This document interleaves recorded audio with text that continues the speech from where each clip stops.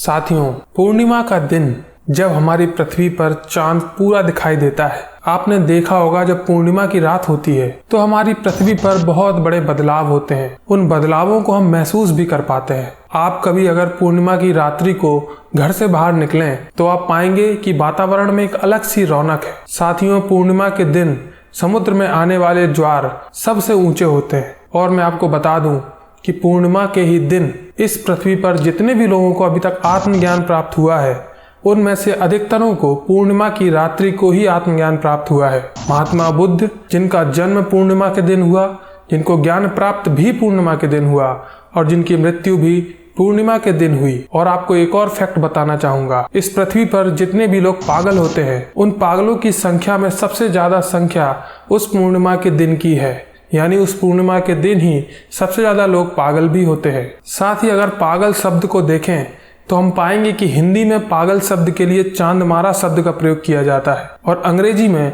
Lunatic शब्द का प्रयोग किया जाता है। आखिर पागल शब्द में चांद का ऐसा क्या संबंध है कि पागल को चांद से जोड़ा जाता है? और आपने अभी देखा कि आत्मज्ञानी व्यक्ति को भी चांद से जोड़ा जाता है। तो आखिर चांद और अन्य ग्रहों का हमारे जीवन पर कैसा और कितना प्रभाव पड़ता है, देखेंगे आज के इस वीडियो में। ये वीडियो मुझे इसलिए बनाना पड़ा क्योंकि आजकल सोशल मीडिया के जिस भी प्लेटफॉर्म को आप खोलिए सबसे पहले आपको एक ऐड दिखेगा। वो ऐड एक तथाकथित ज्योतिष को समझाने वाले विज्ञान से संबंधित है। आप देखेंगे कि जो बड़े बड़े यूट्यूबर हैं, बड़े बड़े इन्फ्लुएंसर हैं, वो सभी एक ऐप का प्रचार कर रहे हैं और वो ऐप बहुत छाया हुआ है। लोगों को मजबूर किया जा रहा है कि वो उस ऐप पर जाएं और अपनी समस्या का समाधान पाएं, और इसके पीछे वो लोग आड़ ले रहे हैं ज्योतिष विज्ञान की।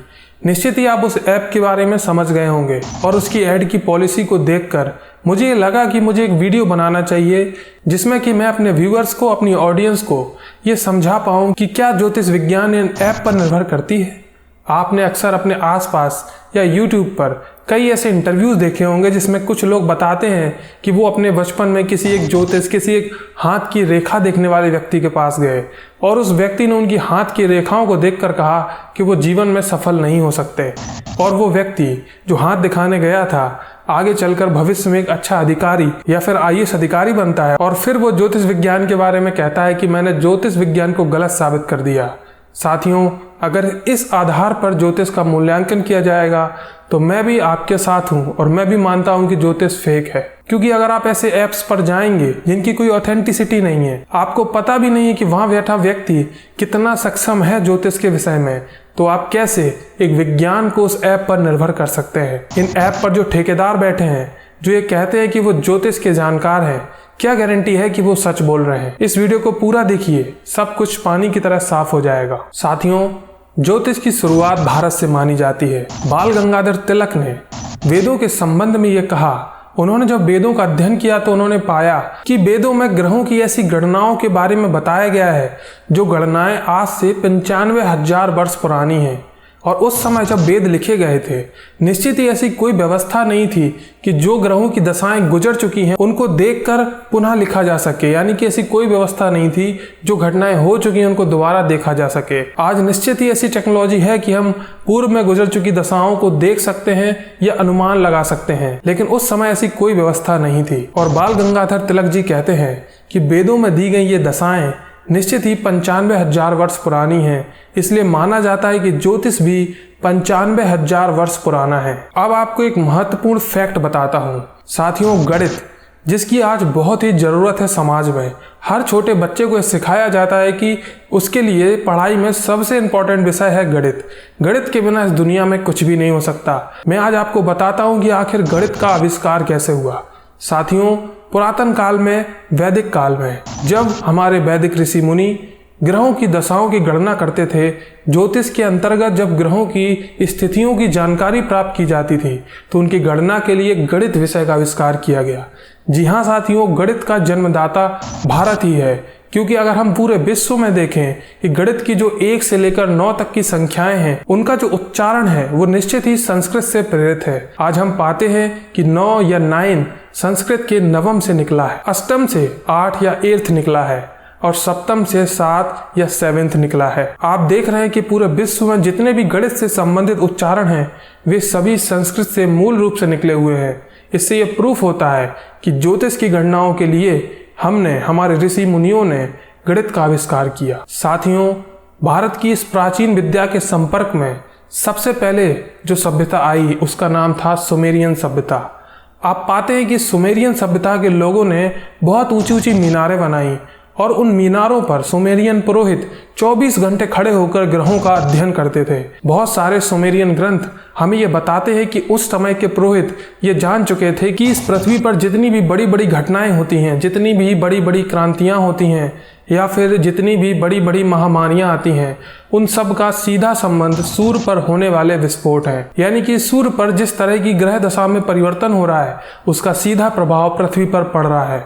और इस वीडियो की शुरुआत में हम चांद की उस कहानी को भी देख चुके हैं जिसमें हमने देखा कि कैसे चांद का प्रभाव इस पूरी सभ्यता पर पड़ रहा है। तो अपनी शुरुआती अवस्था में ज्योतिष का जो मूल उद्देश्य था वो था कि ग्रह दशाओं का निरीक्षण करके अपने समय का मूल्यांकन करना। यानी कि वैदिक ऋषि मुनि जो यज्ञ कर्मकांड जो मांगलिक कार्यक्रम करते थे उन सभी में उन्हें कुछ समय कुछ निश्चित अवस्थाओं की जरूरत पड़ती थी और उन अवस्थाओं की जानकारी प्राप्त करने के लिए ज्योतिष का आविष्कार किया गया। लेकिन समय के साथ साथ ज्योतिष का फलित रूप भी सामने आया। ज्योतिष के दो रूप होते हैं जिसमें से एक है फलित रूप, और आज हम हस्तरेखा, मस्तिष्क की रेखा और कुंडली को दिखाकर अपने जिस भविष्य के बारे में जानना चाहते हैं वो ज्योतिष का एक भाग है जिसे फलित ज्योतिष कहते हैं। लेकिन मैं आज आपको ये स्पष्ट करना चाहूंगा कि अगर ज्योतिष इसी प्रकार बाजार में बिकता रहा तो निश्चित ही आने वाली पीढ़ी इस विद्या को एक फर्जी विद्या के रूप में जानेगी। हमें जागना होगा, हमें देखना होगा कि ये जो ज्योतिष के ठेकेदार हैं, ये जो लोग हैं जो ज्योतिष का उपयोग अपना पैसा बनाने के लिए कर रहे हैं, जो कुछ मार्केटिंग से संबंधित लोग एक ऐप को बनाकर कुछ ऐसे फर्जी लोगों को इकट्ठा कर कर एक विद्या को बदनाम करने का प्रयास कर रहे हैं। हमें और आपको ये देखना होगा कि एट द एंड उस ऐप पर जो व्यक्ति आपसे बात कर रहा है क्या वो इतना सक्षम है कि वो ज्योतिष की उन सभी गणनाओं का सटीक आकलन करके आपका सटीक भविष्य बता पाए। ऐसे ही वो हस्तरेखा देखने वाले जो चौराहे के किनारे बैठे होते हैं, क्या वाकई में वो इतने सक्षम है कि जो इतनी पुरानी विद्या को वो बहुत अच्छे से समझते हों और वो उसका उपयोग करके आपका भविष्य बता पाएं। साथियों, ऐसे बहुत ही कम लोग आज के समय में आपको मिलेंगे जो किसी विद्या में पूरी तरह से निपुण होते हैं। हमें उन ऑथेंटिक लोगों तक पहुंचना होगा और तभी हम इस विद्या का मूल्यांकन कर सकते हैं। इसके सिवा किसी भी परिस्थिति में हम इस विद्या का मूल्यांकन नहीं कर सकते। तो जो ऐप और जो रोड के किनारे बैठे हुए लोग हैं वो जो कि ज्योतिष विद्या को बदनाम कर रहे हैं, मेरा इस वीडियो को बनाने के पीछे सिर्फ एक उद्देश्य है कि अगर कोई व्यक्ति इतना सक्षम नहीं है जो आपके भविष्य को बता पाए और आपके साथ उसने जो जो घटनाएं प्रिडिक्ट की वो नहीं हुई, तो इसका जिम्मेदार वो विद्या नहीं वो व्यक्ति है। हमें उस व्यक्ति को ही दोषी ठहराना चाहिए।